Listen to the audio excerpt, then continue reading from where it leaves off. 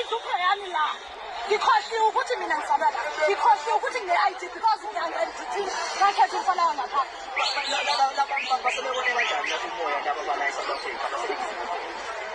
umuntu ukuthi nezoqoqo lendlini bashayele ezindlini njengoqoqo lendlini azashayele ezindlini okay sebebashayile ezindlini ukuthi uzofuna ntona azoyifuna la ngoba yikho into angafani ukuyibeka apha ngoba phela ngithi laba abantu akabafuni bayabazona njengoba bayifuna la njengoba bayifuna la asekhulumela siswami ukuthi njengoba wena waze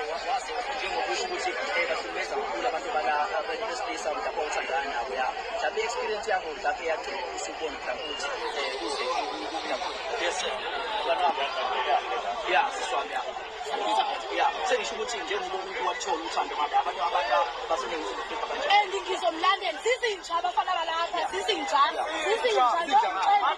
mina umntwana ngifake iplastic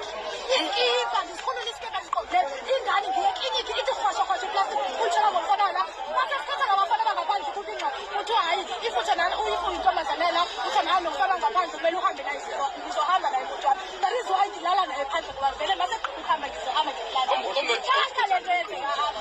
ngizokwenza njani ngizokwenza njani akunachoice ufuna umntwana naye hayi sekele ngezasi khona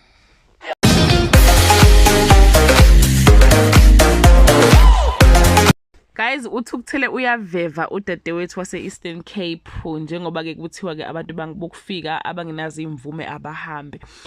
ukhala ngokuthi ke yena unezingane ezimbili zama South Africans and lama South Africans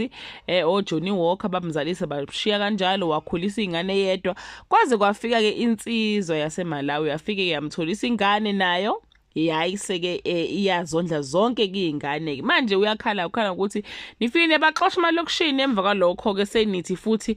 senilabe khona yena nje uhamba nabo hamba nendoda yakhe uthi futhi uhlala nayo lapha eminyango Nkosi yami into ebhlungu ukuthi mangabe efika eMalawi bazomukela yini engenawo ke amaphepha okuba ke seMalawi so nje guys it just a lot uthi nizinja kodwa phela vele ke uma ngabe uzozalisa umuntu ungayondla ingane cha kona bayakufanisa nenja Nkosi yami ngoba nayo yenze njalo but inkinga kusenihlanganisa nonke ke bafowethu uthi nizinja abantu base South Africa amadoda ase South Africa ayizinja abanye bathi cha hamba ke dadewethu hamba ngempela ke hamba yogana ntombazana hamba yogana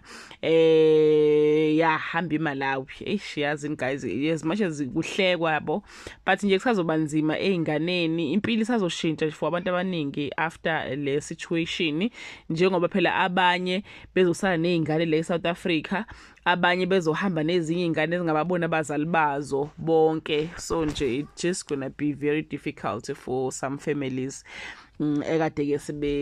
sebephila impilo yala eSouth Africa ngibona omunye ke yazi guys ngamangala ngathi mina hawu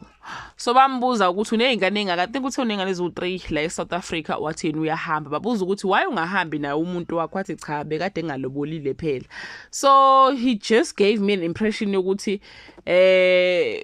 it was a coping mechanism lento yokuthi azalise lo sisi lo cause ubona sengathi akamthandi ngempela noma bembuza nje ngayo ukuthi manje wayongamthatha ngayo ngamlobula ngathi no besithandanela nje yabo so nje guys yo kuzoba nzima ngempela kwangusunengane ezu4 zaseMalawi awazi kubuka lezi ingane ukuthi kukuphi uyofika kanjani yo